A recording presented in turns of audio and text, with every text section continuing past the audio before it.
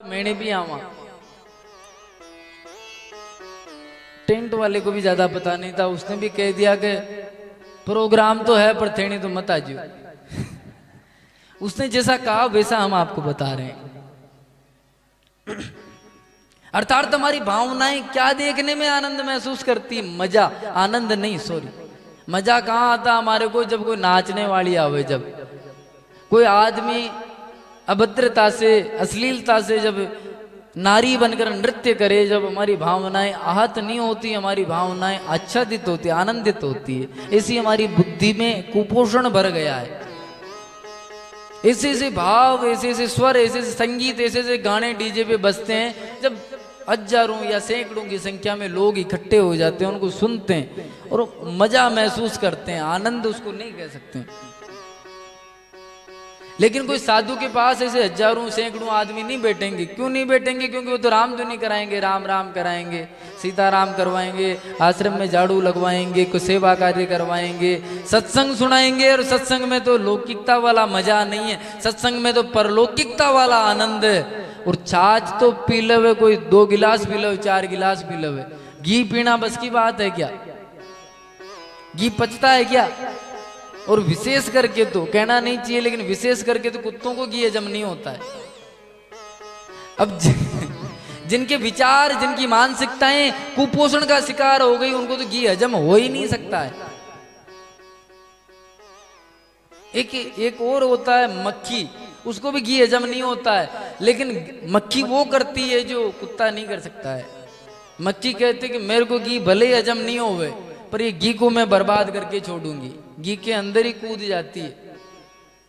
अर्थात तो कोई गांव में संत आ जाओ तो कोई कोई मक्खियां ऐसी भिन भिना जाती है तो महाराज को गांव छोड़ना पड़ता है, या सत्संग छोड़ना पड़ता है, या समझाना बंद करना पड़ता है, या कथा छोड़नी पड़ती है, कुछ न कुछ करना पड़ता है। लेकिन वो मक्खियां गिरे बिना नहीं रहती। सत्संग में हमारा रंग क्यों नहीं लग पा रहा है?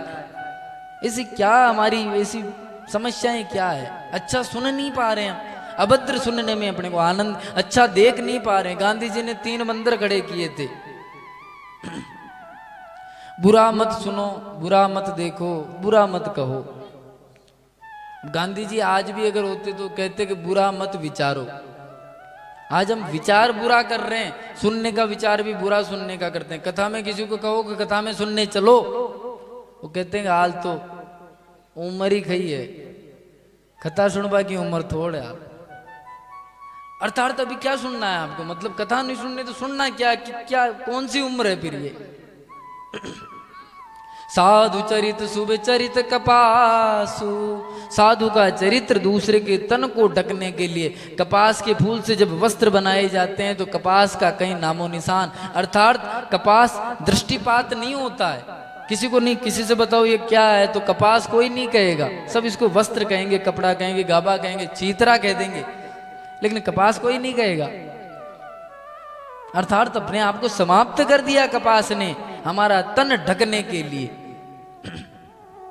साधु का चरित्र वो चरित्र होता है जो दूसरे को समझाने के लिए, दूसरे को संवारने के लिए, दूसरे के जीवन को सफल बनाने के लिए पुरजोर प्रयास करते हैं। ऐसे महापुरुष कोई कोई मिलते हैं, विरले मिलते हैं। हमारे जैसे तो बिल्कुल वैसे हैं ही नहीं, लेकिन हम जिनकी शरणागति में रहे वो ऐसे ही महापुरुष थे। आपके भी पास विराजते थे। बलदर का ग्राम में गणेश आश्रम में साकेतवासी श्री श्री 1008 श्री बाबा राम स्वरूप दास जी महाराज, उनका जीवन ऐसा रहा, उनका चरित्र ऐसा रहा। और हम आपको उनके बारे में क्या बताएं? आप सभी कोई बाहर के नहीं है। महापुरुष की ख्याति और हीरे का मोल बताना नहीं पड़ता। अब किससे कहो भी हीरा कितना कीमती है, सभी जानते हैं भी हीरा कितना कीमती है, बताने योग्य बातें नहीं है। हमारे पास में विचार करें, महाराज जी प्रयागराज से पधारे रामचंद्र दास जी महाराज, ये भी साधु हैं, इनके भाव साधु। आज हम यहाँ बैठ के कथा सुन रहे हैं, ये नाडी भी ऐसी नहीं थी, ये पाड़ भी इतनी बड़ी नहीं थी, बालाजी भी यहाँ नहीं थे, इधर वाले भी कोई कुछ नहीं था। यहाँ पे लोग रात में डरते थे। डरते थे कि नहीं डरते थे? डावला वाले बताओ। और 50 साल जो छोटे हैं वो तो क्या डरेंगे, क्योंकि 50 साल 60 साल पुरानी बात है। ये तो बुजुर्ग लोग ही बता पाएंगे। आप अपने अपने बुजुर्गों से पूछना कि इस जगह की क्या ख्याति थी, क्या प्रसिद्धि थी। आज इनके होने से, इन्होंने जो पुरुषार्थ किया, जो भजन किया, जो तपस्या किया, जो त्याग किया, जो कपास के जैसे इस धरती को ढका है। 7 दिन तक बिना भोजन के रह गए थे यहाँ पे। 7 दिन तक चने के वो ऊपर का डीरिया आता वो खा के रह गए। लेकिन यूं नहीं कहा कि इस गांव में रोटी नहीं मिल रही हमारे, भजन किया, परमात्मा देने वाला है। आग लगी आकाश में झरझर परे अंगार, संतन होते जगत में तो जल मरता संसार। ये संसार समाप्त हो जाता अगर संत ही नहीं होते तो, लेकिन संत होते हैं बिरले बिरले। आप हम जैसे को मान लो संत तो धोखा है। संत तो कोई कोई होते हैं, उनके बताए हुए मार्ग पर हम चलें तभी हमारे जीवन की सार्थकता है। संत उनके विचार होते हैं, प्रेम प्यार के हीरे मोती दोनों हाथ लुटाते जाओ, जिसका पकड़ो हाथ साथियों उसका साथ निभाओ, जिसका पकड़ो हाथ साथियों उसका साथ निभाओ।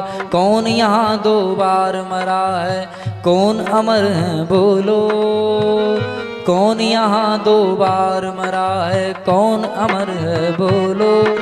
सच्चाई के लिए साथियों मौत से टकरा जाओ, सच्चाई के लिए साथियों मौत से टकरा जाओ। सूरज का रथ देख रहा है साथी राह तुम्हारी, सूरज का रथ देख रहा है साथी राह तुम्हारी, साथी राह तुम्हारी।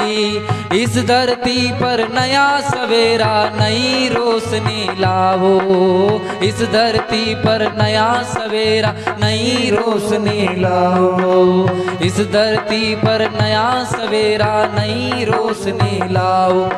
इतना सा है सार ज्ञान का, इतना सा है सार ज्ञान का, गांठ बांध लो इसको, गांठ बांध लो इसको। बातें नहीं बनती है बातों से, करके कुछ दिखलाओ, वो प्रेम प्यार के हीरे मोती करके कुछ दिखलाओ। प्रेम प्यार के हीरे मोती दोनों हाथ लुटाओ, जिसका पकड़ो हाथ साथियों दोनों हाथ लुटाओ। बोलिए हनुमान जी महाराज की जय हो।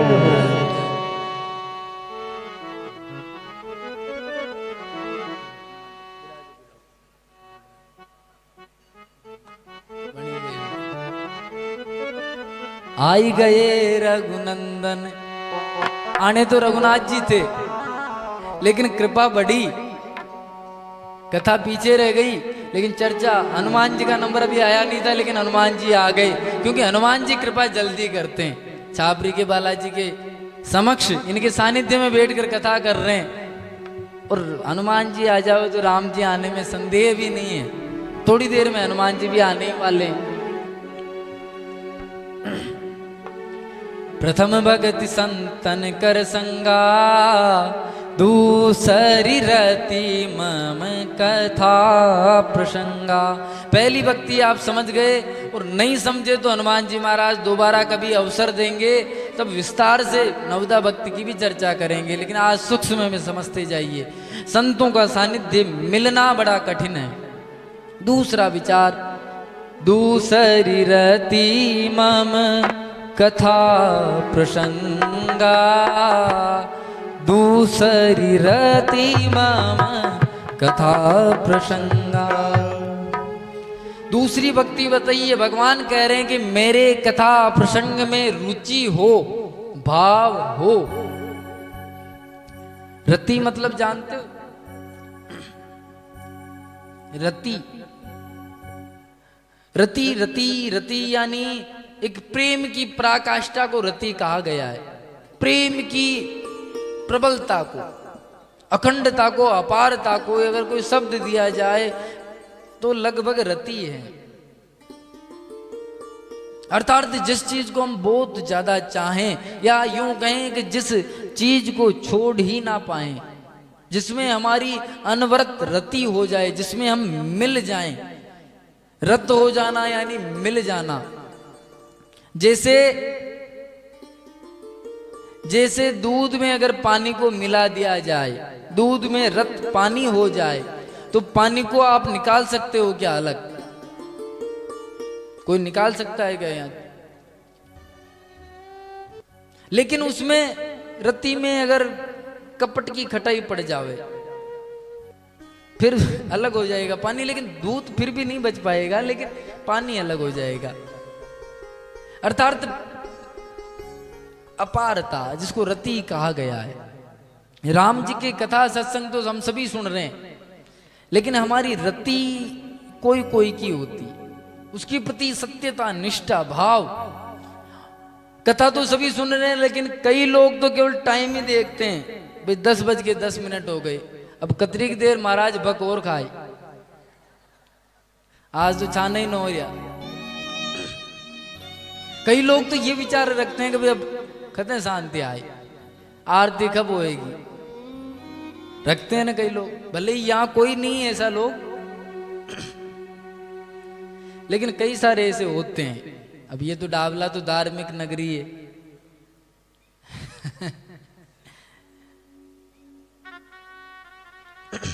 बोली श्री सीताराम जी महाराज की। राम जी की कथा में रति हो, प्रेम हो। श्री सुखदेव मुनि ने राजा परीक्षित जी को 7 दिन तक सप्ताह जी भागवत महापुराण का श्रवण करवाया था। 7 दिन तक सप्ताह जी भागवत जी सुनाई थी, लेकिन भवसागर से पार केवल परीक्षित जी गए और नहीं जा पाए। क्यों? बच्चों थोड़ा शांत रहो। क्योंकि परीक्षित जी को अंतिम निर्णय था कि कथा सुनने के बाद ही हमारा उद्धार होगा। हमारे को 7 दिनों के अंदर अंदर जाना है। 7 दिनों की अवधि थी, 7 दिनों के पश्चात परीक्षित जी को इस धरा से जाना था। और आप सबका, हम सबका भी पक्का है, अपने को भी 7 ही दिन में जाना है। जाने का मतलब समझ रहे हो ना? आप यूं समझ लो कि भाई हम यहां से छोड़ के जाएं, ऐसा नहीं, हम सबको जाना है। ये लोग छोड़ के, शरीर छोड़ के एक दिन पहाड़ पे यहीं आना है। शमशान है यहाँ पे, इसलिए बता रहे हैं। हमारे को ये ग्राम, ये शरीर, ये घर, ये कुटुंब, ये परिवार, ये कबीला, ये सब छोड़ के जाना है, मरना है। कब मरना है? 7 ही दिन में मरना है। 7 दिन के अलावा 8वां दिन नहीं है। गिनाए आपको, सोमवार, मंगलवार, बुधवार, गुरुवार, शुक्रवार, शनिवार, रविवार। कितने वार हुए? 7। 8वां है क्या? न तो बेड़े हुए, न अलग हुए, न 2 हुए।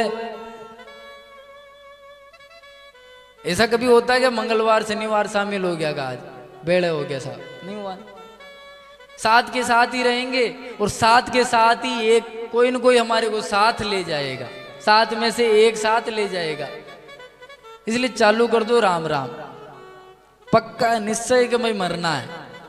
जीने में तो फिर भी शंका है कि अच्छे जिए कि बुरे जिए, लेकिन मरना तो परम सत्य है।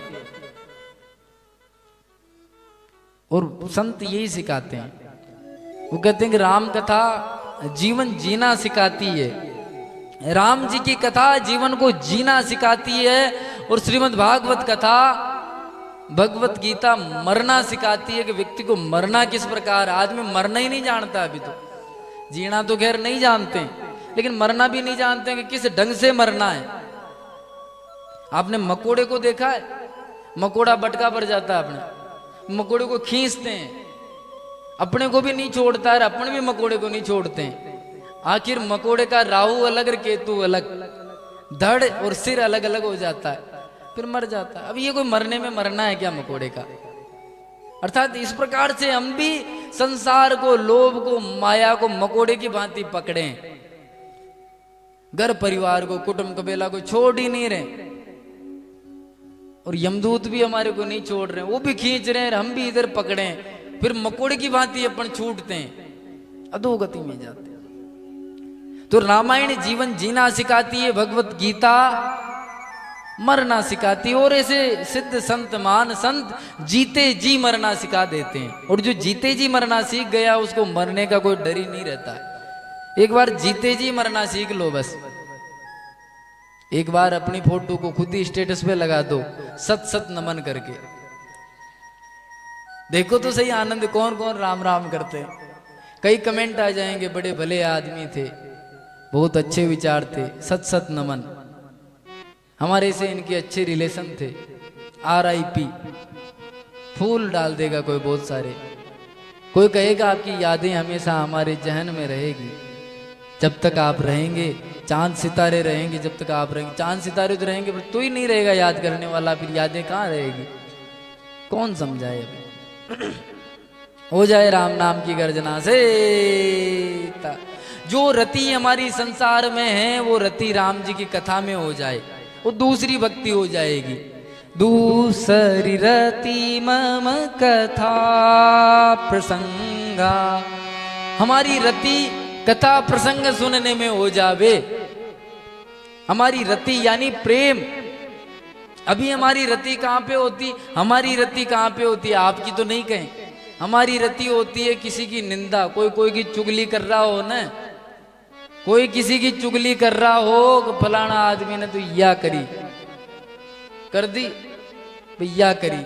अब कोई बात से कोई बात हो रुक जावे वो, तो फिर थोड़ी देर बाद वापस पूछा क्या बात बता रहे थे आप, कहीं बात हुई थी, पूरी बात बताओ, चौड़ी करके बताओ, समझा के बताओ, फेर खई हो, बार बार गोल गोल करके पूछो फेर खई हो। वो तो आदमी हो ही शान कोई, पर फिर भी बताओ आगे खई हो। निंदा को सुनने के लिए कितने लालायित रहते हैं अपन। दो आदमी किसी की चुगली कर रहे होवे तो कितना आनंद आता, दो औरतां किसी की चुगली कर रही होवे तो कितना आनंद आता है। उसमें हमारी रति है, रति यानी प्रेम है उसमें हमारा। दूसरे की चुगली सुनने में बड़ा आनंद आता है, बड़ा मजा आता है। और दो दो तीन तीन बार पूछेंगे और प्रचार भी करेंगे, बिना पोस्टर बिना माइक, उसकी व्यथा पूरा गांव में सुना देंगे। का इतने ध्यान उनने शान करी, ऐसा सुना देंगे। ये रति हमारी वहां है, व्यथा में है, भगवान की कथा में नहीं है। हम निंदा को ये बना रखा। एक वक्त ने एक विचार किया कि निंदा क्या है, निंदा किसको कहते हैं। सरल शब्दों में भाव में आया कि निंदा उसको कहते हैं कि दो व्यक्ति किसी तीसरे व्यक्ति की बात करे और तीसरा व्यक्ति उस मौके पर मौजूद ना हो, और वो दो व्यक्ति उस तीसरे व्यक्ति के सामने जाके कहने की भी हिम्मत नहीं रखते हैं, और वो तीसरे व्यक्ति की चर्चा कर रहे हैं और उस चर्चा में उन्हें आनंद महसूस हो रहा है, मजा आ रहा है, तो समझो वो आवश्यक रूप से निंदा कर रहे हैं, प्रकट रूप से निंदा है। सामर्थ्य रखो के सामने जाके कहो, लेकिन नहीं, निंदा करने में तो आनंद ही आता है। मतलब कई सारों का तो नियम बन जाता है कि होटल पे, दुकान पे, चौराहे पे जाके हरी भरी न करे जड़ा तक रोटी न बचे, आपरो आबा लाग जावे। कितनी उनको इनो पिला दो लेकिन फिर भी पेट की जलन समाप्त नहीं होती है। जैसे भरत जी महाराज कह रहे हैं कि मेरे को राम जी के चरण देखे बिना जी की जरनी न जाए, वैसे लोग होते हैं कि हमारे को दो चार आदमी की निंदा नहीं करें जब तक हमारे पेट की जलन नहीं जाएगी। तो हमारी उस निंदा की रति को राम जी की कथा में लगा दे। इतना प्रेम राम जी की कथा में होवे, आपस में मित्र मिले जब कहे कि भाई साहब आज तो कथा सुनोगे राम जी की, कभी ऐसा कोई मिले, कोई सहेली कहे कि आज तो आप हम राम जी की कथा सुनाएं, आपस में राम जी की चर्चा ही करें, हनुमान जी की करें, अपने पति से जाके कहें, पत्नी से ही कहें, आपस में कहीं ना कहीं राम जी की चर्चा करें, तो वो राम जी की कथा में रति होना है। केवल कथा सुनना नहीं, उसमें प्रेम होना, रति होना। गुरुपद पंकज सेवा तीसरी भक्ति अमान। गुरु जी की चरणों की सेवा, चरणों की सेवा में सारी सेवा आ गई। यूं नहीं कभी चरण सेवा में कभी पग दबाना ही सेवा है, अर्थात सेवा में सभी सेवाएं आ गई। गुरुपद पंकज सेवा, यहां तक बिल्कुल आसान है। वैसे कठिन तो ये भी है कि सबको गुरु नहीं मिल पाते हैं, लेकिन जिनको गुरु मिल गया उनके लिए आसान है। लेकिन कठिनता है, एक शर्त है, गुरु पद पंकज सेवा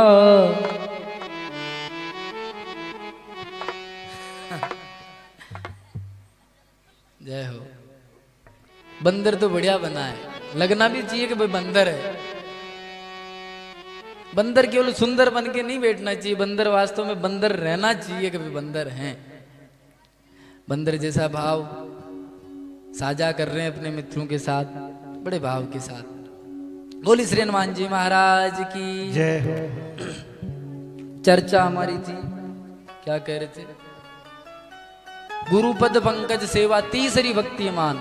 तीसरी भक्ति गुरु जी के चरणों की सेवा, गुरु जी की सेवा हो, लेकिन एक शर्त, मान रहित हो, अभिमान नहीं हो अपने अंदर कि मारो जशो चेलो नौ न। तो आश्रम पे तो एक पत्तो ही ना लगे। बहुत सारे चेले तो ऐसे होते हैं जो कह देते हैं कि मैं आ गया ना तो सब आ गया, मारा टाल गुरु जी एक पगी आगे न में लगे। एक भगत जी थे जो उनसे किसी ने कहा भाई फलानी बात कहनी है, समझाना गुरु जी को। जो गुरु जी ने तो मैं 2 मिनट में समझा दिया हूँ। 2 मिनट में समझाने वाले भी चेले होते हैं। तो वो अभिमान आ गया सेवा में, तो सेवा निष्फल है। गुरुपद पंकज सेवा, तीसरी भक्ति अमान, अभिमान रहित होके करें। मन में कोई भावावेश ना हो, अभिमान की कोई भावना भावित ना हो। चौथी भक्ति मम गुणगन करई कपट तजिगान। चौथी भक्ति भगवान कह रहे मेरी भक्ति, चौथी भक्ति मेरा गुणगान करें, कीर्तन करें, संकीर्तन करें, राम राम करें, जप करें, लेकिन कपट को छोड़ के। चौथी भक्ति मम गुणगन करई कपट तजिगान। कपट को छोड़ के, मन में तो कपट भरा है हमारे और हम रोज राम राम कर रहे हैं। राम राम करने से वैसे कपट समाप्त तो होगा, इसके पक्षधर हम हैं, लेकिन प्रयास ये करें कि मन में कपट नहीं रखें, सपाट होके भगवान का भजन करें। मन में कपट होगा तो भगवान के भजन का, गुणगान का वो आनंद नहीं मिल पाएगा। इसकी भी लंबी व्याख्याएं हैं कि भजन किस प्रकार से होना चाहिए। वो कहते हैं ना, राम राम सब कहे ठग ठाकुर और चोर, प्रेम बिना रीजे नहीं, नटवर नंद किशोर। राम राम तो सभी कह रहे हैं, ठग भी कह रहे हैं, ठाकुर भी कह रहे हैं और चोर भी कह रहे हैं, लेकिन किसका प्रेम कितना है? भगवान प्रेम की भाषा समझते हैं। भगवान दिखावे और कपट की बोली भाषा नहीं समझते, प्रेम की भाषा समझते हैं। उस प्रेम में कितने भावना भावित हो कि हम भगवान की चर्चा कर रहे हैं। ज्योति भक्ति मम गुणगन करई कपट तजिगान, कपट को छोड़ के गुणगान करें। मंत्र जाप मम दृढ़ विश्वासा, पंचम भजन सुवेद प्रकाशा। पांचवी भक्ति मंत्र का जाप करें, जो गुरुदेव प्रदान करे उस मंत्र का, चाहे वो द्वादश अक्षर हो, चाहे षडाक्षर हो, चाहे पंचाक्षर हो, जो भी आपके गुरुदेव भगवान ने आपको प्रतिपादित किया है, जो आपको दिया है, सौंपा है, उस मंत्र को कैसे जपे?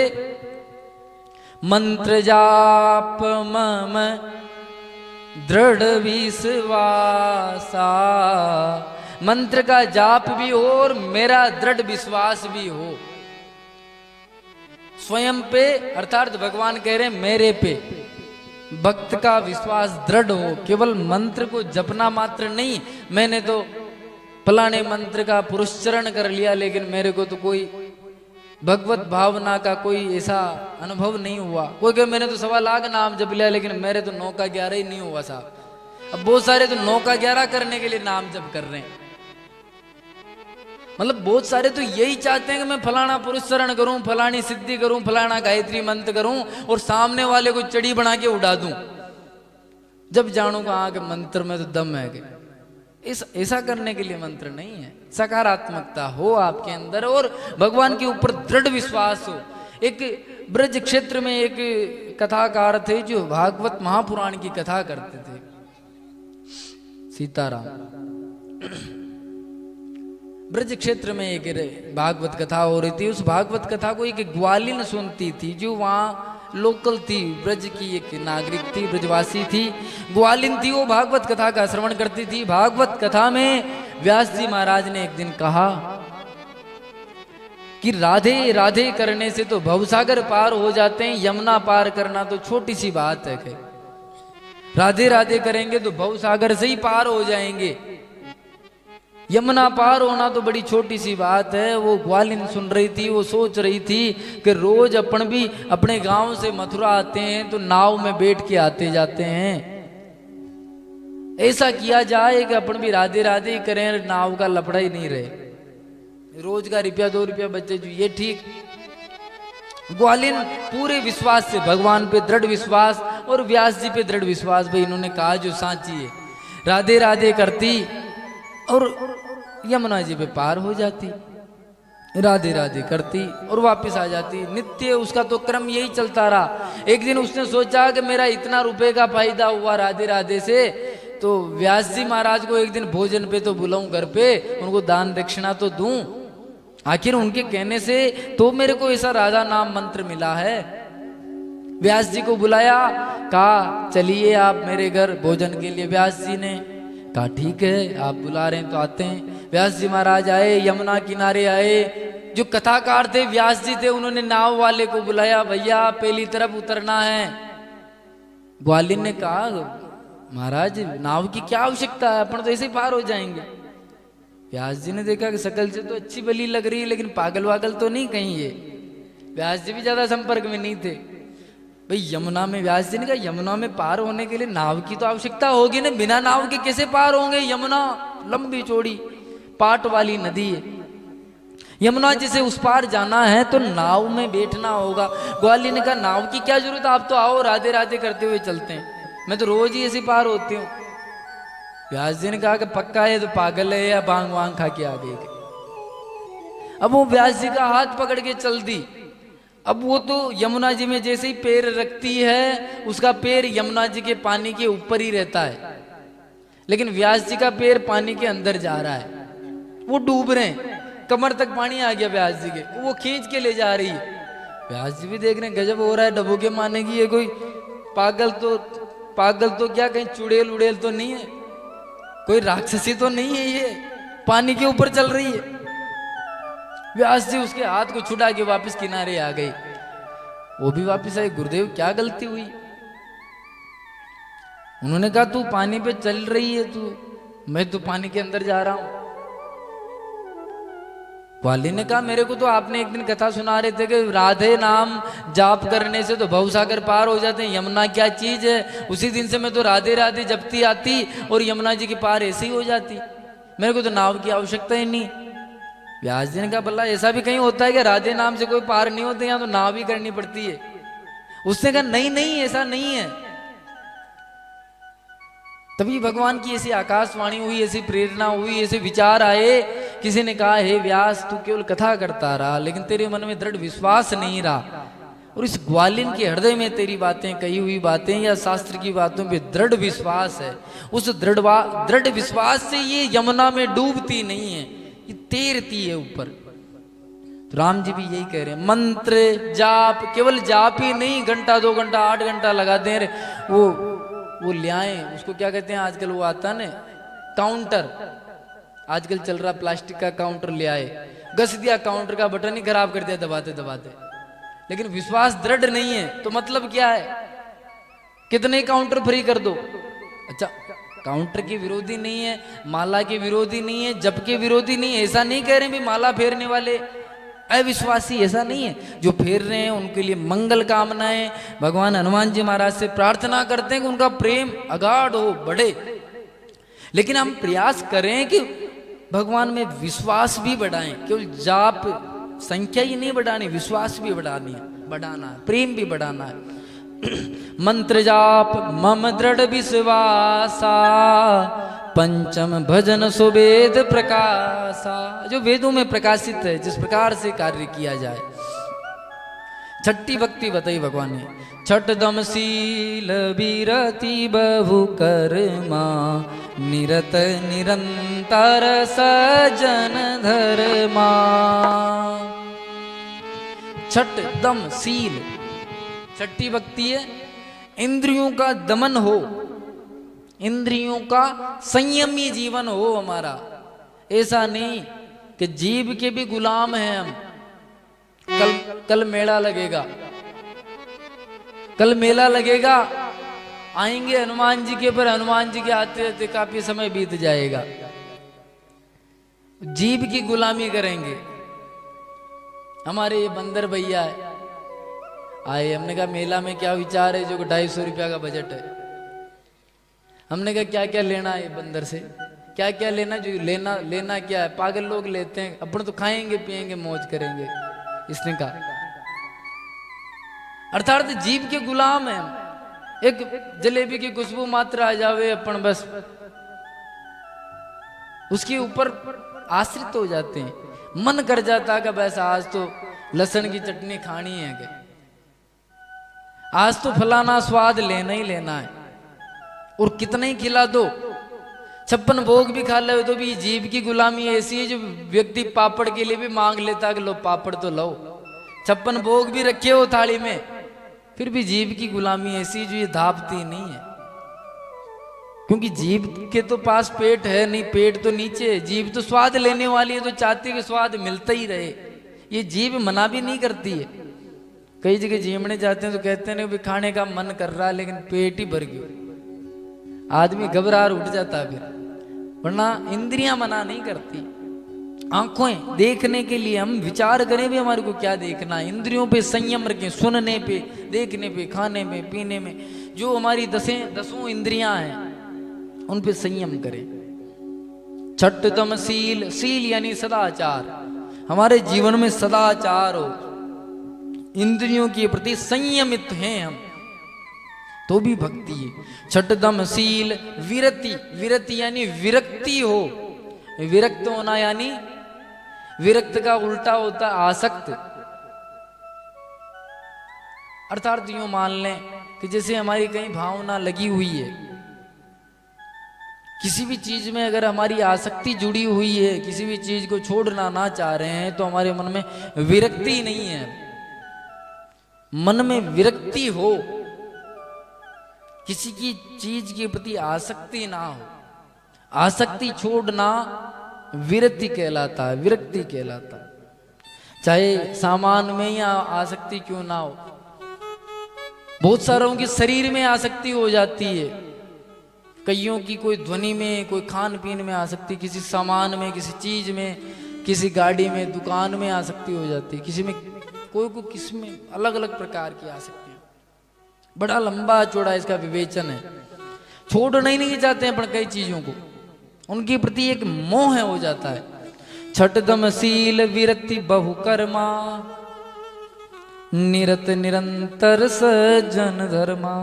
निरत, निरत यानी निरंतर, निरत निरंतर सज्जन धर्मा। सज्जन का जो धर्म है, जो इंद्रियों का दमन करना है, ये सज्जनता का धर्म है, ये निरंतर रहे। छठ दम शील विरति बहुकर्मा, निरत निरंतर सज्जन धर्मा। सज्जनता का धर्म यूं नहीं कि भाई कथा सुनी रहा, आज तो मसाणा बैराग हो गया, आज तो मन में मान ली कि बस अब सब कुछ छोड़ दें, पर घर जाके सो के उठे कल वही मेला, माया का मेला। मेला कहीं का होता है? माया का। माया का बेटा मेला है। मेला में क्या होता है? ठेले खाने पड़ते हैं, मेला ठेला। मेले में भीड़ होती है, भीड़ भाड़ में जाती है। भीड़ कहाँ ले जाती है? भाड़ में ले जाती है। मेले में भीड़ होती है, इसलिए माया से दूर रहें, मेलों से दूर रहें, भगवान के नजदीक जाएं। और ये भगवान की एक माया स्वरूप है, जो भगवान यहाँ रहते हैं, माया को पहले डेरा डालते हैं। आप कहीं भी मेला में जाओ, जिनके भी भगवान के जाओगे, जो भगवान तो लास्ट में रहेंगे, मेला आगे आगे लगेगा, भगवान के पीछे कुछ भी नहीं। भगवान भी यही कहते हैं, बस मेरे तक आ जा तू, फिर आगे मैं तेरे को ले चलूंगा। बस भगवान तक नहीं पहुंचे, एक भी दुकान बालाजी का आगे इधर नहीं लगेगी। लागी हो तो बताओ। सारी दुकान भगवान के पाचे ही लगेगी। बस भगवान तक जाना है हमारे को। बटेड़ा देव नारायण के भी मेला लगता है तो देव नारायण के पहले पहले ही लगती दुकानें, बाद में आगे नहीं लगती कहीं भी। और भी कहीं मेला लगता हो तो देखना आप। भगवान कह रहे हैं कि बस हिम्मत करके मेरे तक आ जा, फिर आगे मेरी जिम्मेदारी है। तू एक कदम तो मेरी ओर रख, मैं तेरी ओर 1000 कदम नहीं रखूं तो फिर कहना। योगक्षेम वहाम्य हम, तेरे सारे योग क्षेम की जिम्मेवारी मैं लेता हूं। बस तू आ तो सही, संसार को छोड़ तो सही, एक बार मेरी ओर देख के प्रेम से सीताराम बोल तो सही। अवसर है अनमोल काम कुछ ऐसा कर जा, पाकर गुरु से ज्ञान यार मरने से पहले मर जा। अपने घर में बैठ निरंतर नहीं किसी के घर जा, सीताराम नाम सुमिरन कर भवसागर से तिर जा। बस सीताराम नाम सुमिरन करके भवसागर